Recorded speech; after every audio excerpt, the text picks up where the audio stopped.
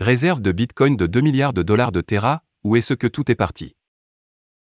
Juste avant le fiasco de l'UST, la Luna Foundation Guard, l'organisation à but non lucratif chargée de veiller à la santé de l'écosystème de Terra, a continué à acheter du Bitcoin pour reconstituer ses réserves.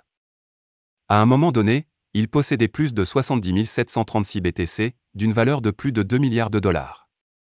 Maintenant que les gens de l'espace ont accepté le sort de Luna UST, les yeux restent fixés sur la réserve de Bitcoin non comptabilisée de l'organisation. Au cours du week-end, le fondateur de Terra, Do Kwon, a partagé sur Twitter que l'équipe travaillait sur la documentation de l'utilisation des réserves de Luna Foundation Guard lors de l'événement de désancrage. Il avait simultanément demandé à la communauté de rester patiente. Néanmoins, les gens ont déjà perdu leur sang-froid et ont commencé à affirmer des choses comme l'absence de déclaration et la déclaration. Où sont passés les bitcoins? Eh bien, le but ultime de l'achat de BTC par LFG était de renforcer les réserves du ST et de l'aider à conserver sa valorisation de 1 $. Les achats, cependant, se sont avérés vains car le stablecoin de Terra a perdu sa stabilité. Au moment de mettre sous presse, l'UST s'échangeait nettement en dessous de son ancrage de 1 $ à 0,1520 $. Sur le total de ses réserves, LFG a accordé la semaine dernière un prêt de 750 millions de dollars en Bitcoin à des sociétés de négoce de gré à gré et à des teneurs de marché pour aider à protéger l'ancrage UST. Selon les mathématiques de base, après avoir accordé le prêt, la fondation aurait dû posséder des Bitcoins d'une valeur d'au moins 1,2 milliard de dollars dans ses réserves. Selon les données, néanmoins, le solde était tombé à zéro la semaine dernière elle-même.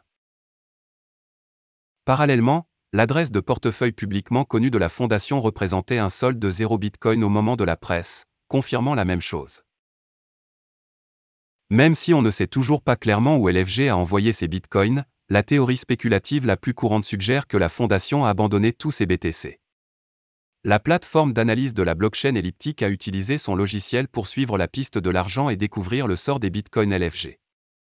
Exactement au moment de l'annonce du prêt de 750 millions de dollars, 22 189 BTC, d'une valeur de 750 millions de dollars à l'époque ont été envoyés d'une adresse Bitcoin liée à LFG, vers une nouvelle adresse.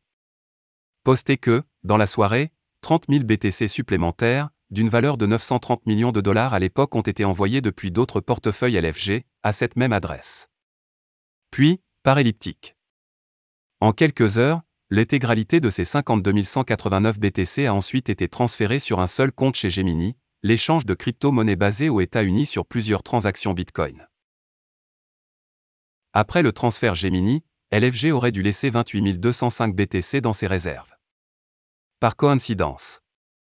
À 1h UTC le 10 mai, cela a été transféré dans son intégralité, en une seule transaction, vers un compte à l'échange de crypto-monnaies Binance. La plateforme d'analyse n'a cependant pas pu déterminer si les 10 bitcoins ont été vendus ou déplacés par la suite vers d'autres portefeuilles après le transfert. Un investisseur dépose un rapport de police contre le fondateur de Terra. Un article de Reddit montre qu'un rapport de police a été déposé contre le PDG de Terraform Lab, Do Kwon, à Singapour. Selon le message, le dépôt a été effectué au nom d'investisseurs qui ont perdu leurs fonds au profit des projets échoués de l'écosystème Terra, Luna et UST.